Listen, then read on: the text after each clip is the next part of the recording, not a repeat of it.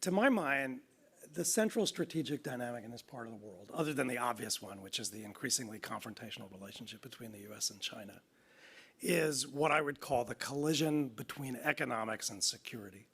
Or to put that another way, between economic integration and security fragmentation. 10 years ago, I wrote an article in Foreign Policy magazine with a colleague of mine, a guy named Bob Manning, called A Tale of Two Asias. And essentially what we did was we told a kind of Jekyll and Hyde story about this part of the world and how it had evolved over the previous couple of decades. So on the one hand, you had, we called it economic Asia. This is a region with, however you count who's in or out, $25, $30 trillion regional economy, countries that are growing together, trading together, investing together, building together. In many areas, they're innovating together. And they're building an Indo-Pacific with East Asia as the anchor that is really, in many ways, the most economically successful part of the world over the last several decades.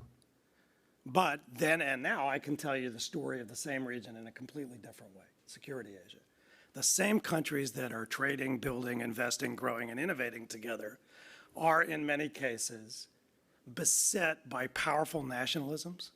They have territorial disputes, they're building blue water navies, they're arming for conflict, and pathologies that a lot of people thought were frozen in time have essentially roared back front and center with a vengeance. And so in that dynamic and the push and pull between those, there's the question of how major countries that have both economic and security interests navigate that duality. Now, from the 1990s until, I'd say, 2010-ish, I would have told you that economic Asia was decidedly winning this contest. And the reason for that was really twofold. One is the Asian financial crisis, when a lot of governments and frankly a lot of people looked at each other and said, you know, what the hell is security if your economy can just be blown up in an afternoon? Maybe security and conceptions of security need to be broader than just military security.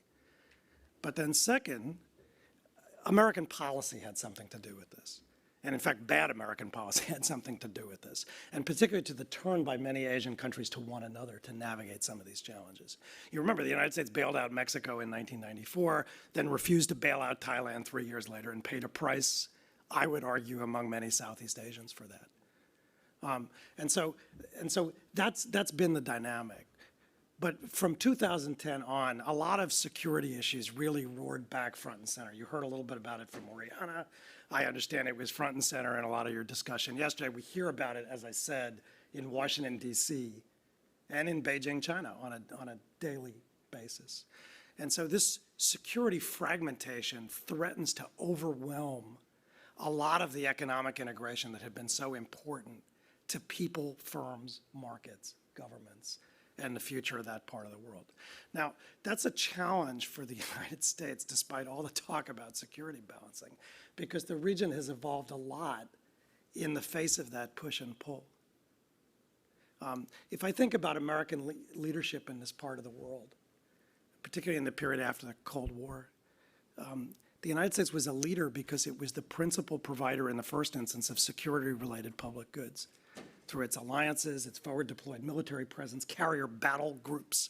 It was the security provider, either directly for its security allies or indirectly for those countries who basically were taking a free ride off the security public goods that the United States the U.S. presence provides, except for who? China, which in a lot of ways objects to elements of that presence. And when I project out over the next 5 or 10 years, there's really no challenge to that American role.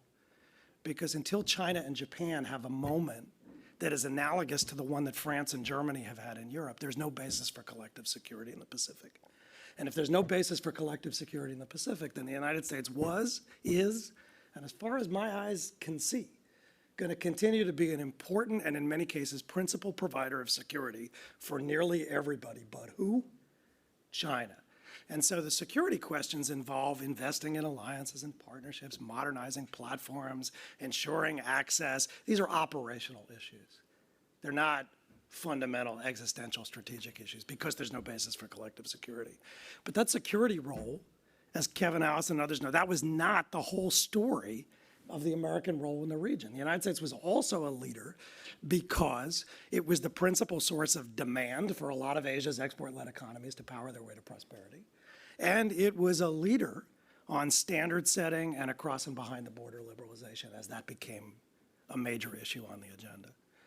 So there's no basis for collective security, and the United States will continue to be a major security provider. But if I look down the road, I see the U.S. demand profile in many areas shrinking, not in absolute terms, but in relative terms. U.S. trade with every country in Asia is going up in absolute terms. It's declining almost everywhere in relative terms.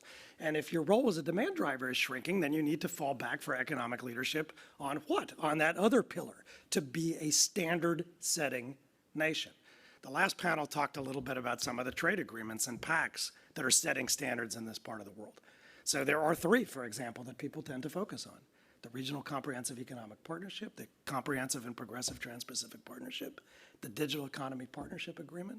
Three agreements that will help to set standards for the next generation in this region. Guess who's not in any of those three? The United States is on the outside looking in. And guess who else is not in any of those three? India. So the United States premises its strategy for this part of the world on, as I said in the setup, the Indo-Pacific. But in this area, the largest economy in the Indo and the largest economy across the Pacific are both missing in action. And if you ain't got no Indo, and you ain't got no Pacific, you're back to the centrality of Asia. And that is not a region or a set of challenges that American strategy or policy has figured out how to navigate.